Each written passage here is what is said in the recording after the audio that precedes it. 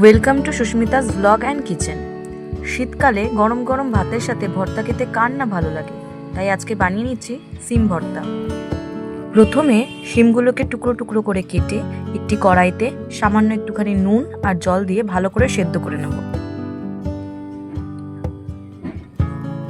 সেদ্ধ করে নিয়ে তারপর শিমগুলোকে জল ঝরিয়ে একটি বাটিতে তুলে নেব।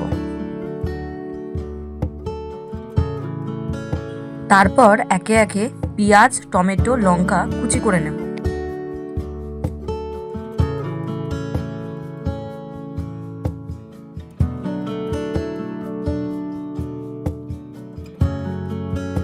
তারপর পাটায় শিম আর কুচি করে রাখা পেঁয়াজ, টমেটো একসঙ্গে ভালো করে বেটে নেব।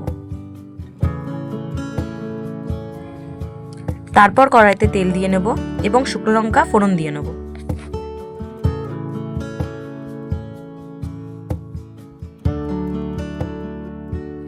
তারপর কড়াইতে শিম বাটাটা ভালো করে নুন আর হলুদ দিয়ে ভেজে নেব।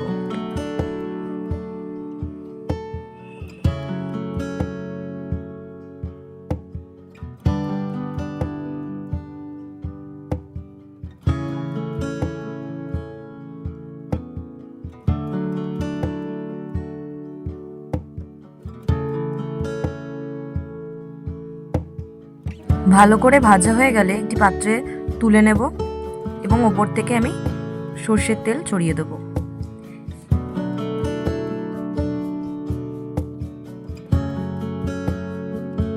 এইভাবেই গরম গরম ভাতের সাথে পরিবেশন করুন আজকের এই শিম ভর্তা।